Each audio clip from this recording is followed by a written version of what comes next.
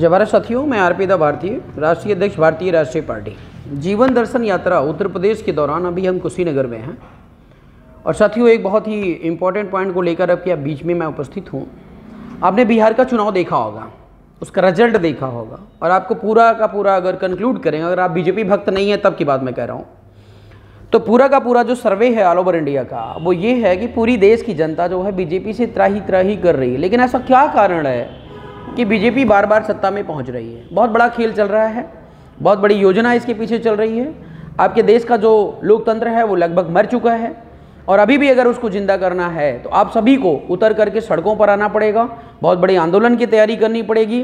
जितने भी भारत देश के मतलब वास्तविक जो नागरिक हैं, मीन्स भारत माता के जो सच्चे सपूत हैं, उनको रोड पर आना पड़ेगा, एक होना पड़ेगा और आंदोलन करना पड़ेगा। ईवीएम जब तक नहीं हटेगी तब तक देश से Narendra Modi and the company जो ब्राह्मणवादी व्यवस्था को ला करके देश का शोषण कर रहे हैं, समाज का शोषण कर रहे हैं, लोगों की हत्याएं बलात्कार हो रही हैं, इसको अगर ख़त्म करना है तो हमें एक मंच एक प्लेटफॉर्म पर आना पड़ेगा। सबसे पहले देश से ईवीएम को हटाना पड़ेगा।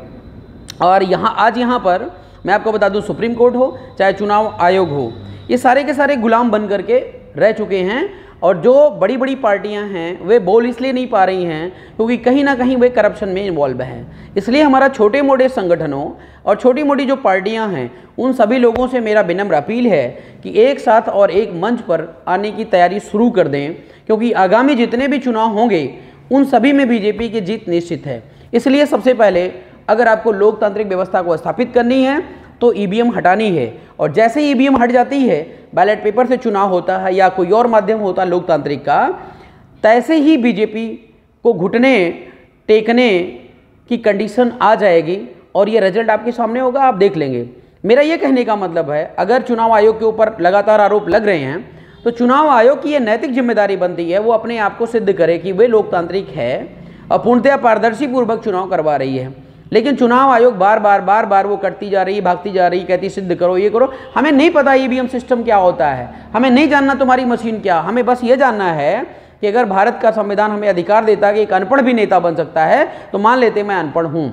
लेकिन जो हमारा वोट है, हमारे फेवर में वोट पड़ रहा है, या आपकी नैतिक जिम्मेदारी बनती है कि आप सिद्ध करो कि ये सारा वोट आपके फेवर में ही जा रहा है। जिसका जहाँ पर वोट है उसको वहाँ पर यह दिखाना पड़ेगा कि वोट लोकतांत्रिक प्रक्रिया के माध्यम से उसी को मिल रहा है जिसको कैंडिडेट चाह रहा है। लेकिन ऐसा है नहीं आपके ईवीएम सिस्टम में। इसलिए मैं चुनाव आयोग को भी चैलेंज कर रहा हूं और आप सभी जनता से अपील कर रहा हूं कि एक मंच एक प्लेटफॉर्म पर आने की तैयारी करें।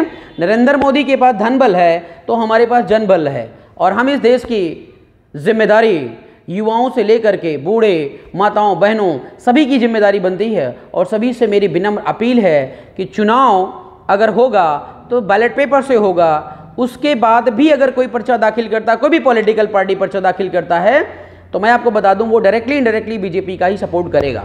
तो ऐसी पार्टियों का भी हमें बहिष्कार करना है और हम सबको मिलकर के भारत को एक सुरक्षित राष्ट्र, समृद्ध राष्ट्र बनाना है, और जिसके लिए लोकतांत्रिक व्यवस्था बहुत ही ज़रूरी है। बहुत बहुत धन्यवाद साथियों, बड़ी उम्मीद है आपके साथ और आप लोगों को जिम्मेदारी निभाना ही पड़ेगा अगर शान शौकत स्वाभिमान के साथ इस देश में रहना है तो।